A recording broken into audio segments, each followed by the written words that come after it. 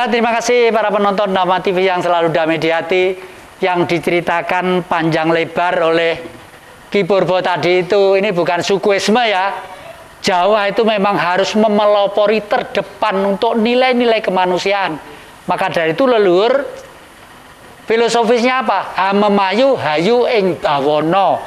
Sebenarnya tidak ada Inggris, tidak ada Amerika, tidak ada Cina, tidak ada Negro, tidak. Yang ada adalah umatnya Tuhan di muka bumi harus hidup bersama-sama. Oleh karena itu, saya dulu pada waktu masih punya grup namanya Kuartet S ya, itu saya itu seneng kelurahan terus desa-desa loh. Di desa itu kok ada lukisan yang bagus. Saya beli waktu itu sekitar di daerah Glenmore. Glenmore itu Banyuwangi perkebunan lah. Orang barat itu kan punya perkebunan. Ini di desa, tapi aslinya saya simpan di belakang. Rencana saya nanti Ki Purbo, lukisannya mendiang William Churchill, Perdana Menteri pertama waktu Perang Dunia Pertama, itu ngelukis itu hanya 4. Antara lain yang satu saya simpan ya. Rencana saya ini saya persembahkan kembali ke kerajaan Inggris ya. Karena sebagai ucapan terima kasih kami sebagai bangsa Indonesia, lepas dari sisi negatifnya yang bangun candi-candi siapa itu? Syailendra. Bukan si orang yang benahi kembali itu. Oh, Raffles. Raffles ya. Terlepas dari sisi negatifnya Raffles untuk ke Indonesia, tapi ada sisi positifnya. Membenahi kembali candi-candi, antara lain Borobudur. Borobudur itu sudah tertimbun tanah oleh ledakan-ledakan Gunung Merapi, gunung ini pada waktu itu. Lalu oleh Raffles dibangun kembali menjadi cantik, dan itu ternyata apa? Kitab suci leluhur kita ya. Pada waktu itu tidak ada alat yang namanya kompas, tapi kalau itu disinari matahari dari atas, utara itu mana, ini mana, tenggara mana itu ada. Di situ ada kode-kodenya. Dan itu sekaligus kalau manusia pengen kembali ke Tuhan, 0 harus jadi ajaran yang altar pertama ini, kedua ini, sampai ke kosong, tidak ada Buddha lagi, tidak ada patungnya lagi. Artinya kosong, wong itu apa? Ya Tuhan itu sendiri yang berdaya di tubuh kita. Ini nanti nun sewu ya. Saya ini nanti tolong titip Bapak, tapi ini nanti sudah diatur oleh Bapak Wali Kota, akan ke konsulat di Surabaya. Nanti biar yang intinya itu juga dari Singosari mau menyampaikan karya William Churchill gitu. Ya, monggo. Ada waktu apa Pak Mul yang mau disampaikan, kesan-kesan terakhir? Pesan kami, kita harus selalu berbuat agar hidup sebagai putra Mojopahit itu harus bisa mewarnai di Indonesia yang ke depan, dan harus punya arti untuk bangsa dan negara. Dan ini harus selalu berbuat, jangan mudah putus asa.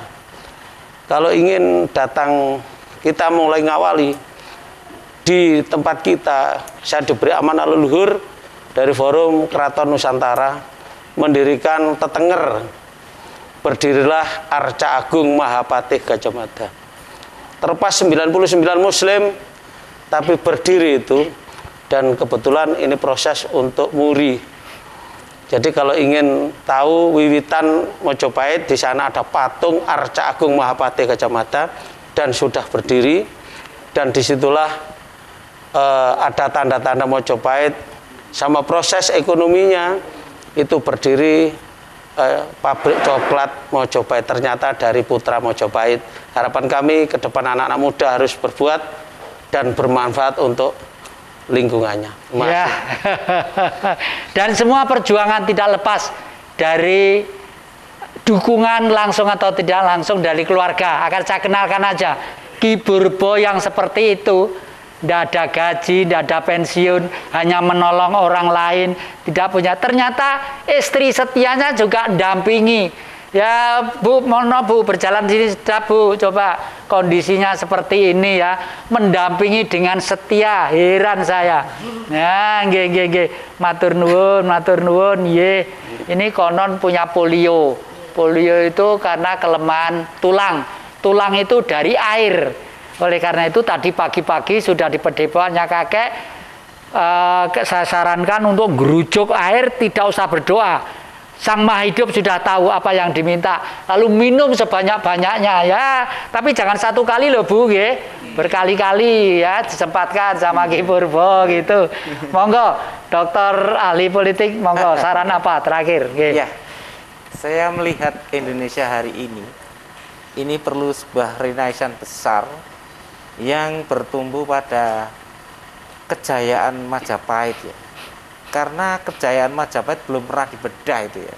Dari sisi ilmu belum, dari sisi teknologi juga belum, dari sisi ketatanegaraan juga belum.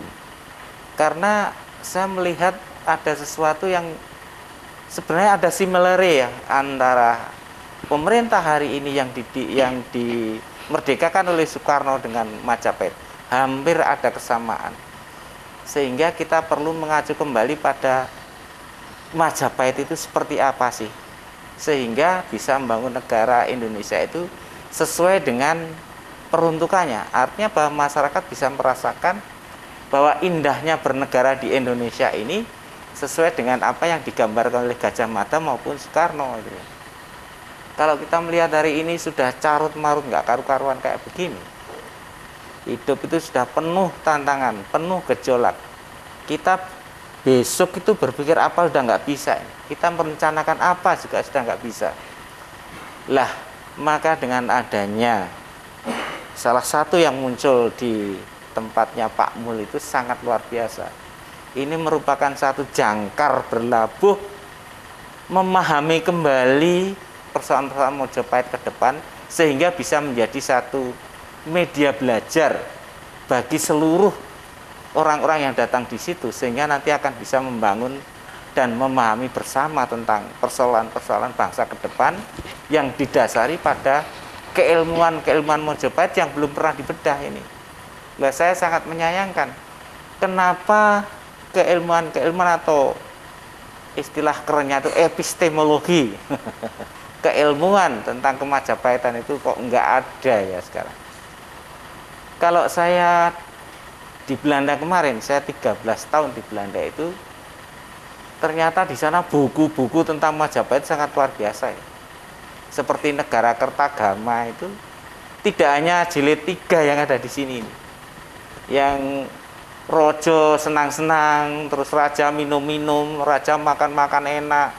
Ternyata jilid pertama itu bagaimana sebenarnya Raden Wijaya Amputada, Ranggalawe dan lain sebagainya itu merencanakan sebuah negara yang bernama Majapahit itu tidak hanya 1 tahun 2 tahun, tapi ini 30 tahun dia merencanakan itu. Barulah dia berkolaborasi dengan yang namanya Jalan Mangkara yang konglomerat dari Tuban, konglomerat kapal, barulah Majapahit bisa berdiri. Nah kemudian berikutnya adalah bagaimana memahami itu menjadi satu bagian daripada pembelajaran kita. Alangkah indahnya apabila bangsa Indonesia, negara Indonesia itu bisa seperti Majapahit.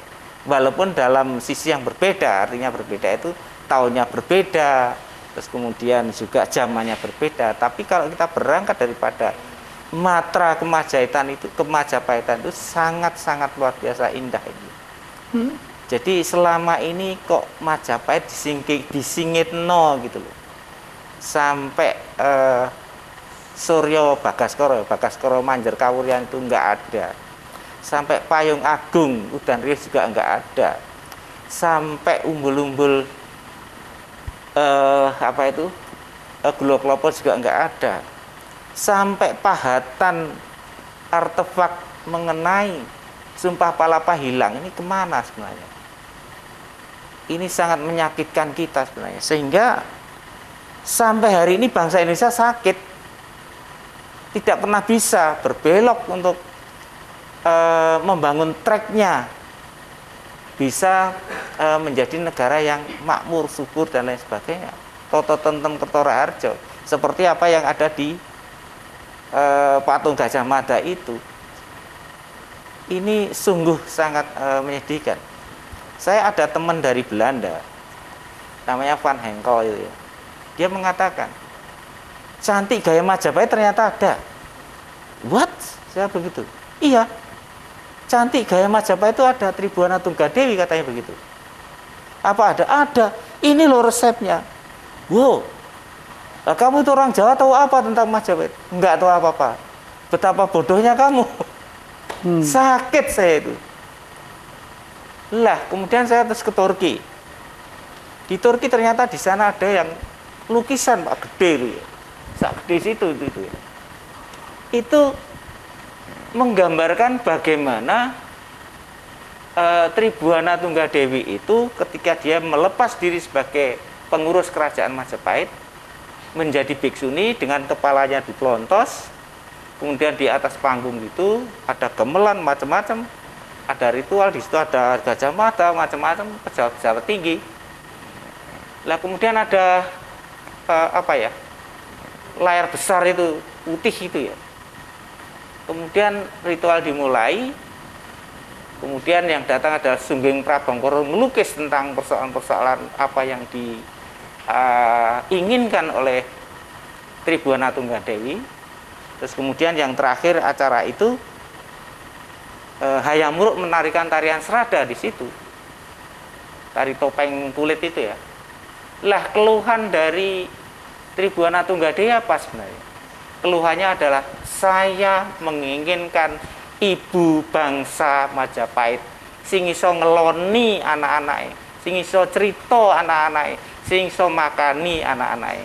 Nah, ini menjadi catatan saya. Terima kasih. Waduh, hebat. Pratna Paramita ya. Pratna Paramita itu seorang wanita yang indung telurnya menyimpan rahim-rahim yang bagus, satria-satria terah, leluhur yang hebat-hebat ya.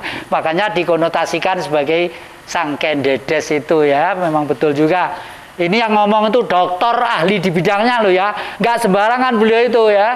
Jadi betul-betul lewat satu argumentasi yang sangat ilmiah dengan penelitian penjajakan yang jauh sampai ke luar negeri ya. Nah sekarang Ki Purbo, dan ada saran-saran apa, monggo. Rahayu. Saran saya ataupun mohon saya, satu, kepada para putra wayah, generasi muda, serta para pini sepuh yang memimpin padepokan, penggiat budaya, dan kaulah muda yang pada umumnya. Jangan malu mengakui bahwasannya diri kita orang Indonesia ataupun budaya Jawa. Saya dari Rusia ke Turki, dari Rusia ke Arab itu juga pakai mobil. Dan penjaga perbatasan pun juga melihat bangsa Jawa katanya. Bangsa Jawa. Akhirnya juga tanpa dicek ataupun di operasi surat-surat ataupun lainnya. Ya, terima kasih para penonton Dhamma TV yang kami muliakan. Anda pasti kurang ya dengan cerita-cerita ini, tapi jangan khawatir. Selama Anda masih setia di Dhamma TV setiap hari Kamis dan jam 4 sore dan hari Senin jam 4 sore, selalu gayung bersambut, dan bila perlu buka YouTube-nya ya. Jejak Ki Jati di Dhamma TV ada. Di itu juga rame ya, dan para penonton Dhamma TV yang kami muliakan, pada kalayak ramai akhirnya manusia tidak luput dari salah, keliru, dan alpa. Andai kata ada kekeliruan yang menyinggung perasaan kami semua, mohon maaf sebesar-besarnya. Jangan lupa kita ketemu setiap hari Kamis jam 4 sore dan diulangi hari Senin jam 4 sore. Kami ucapkan Rahayu.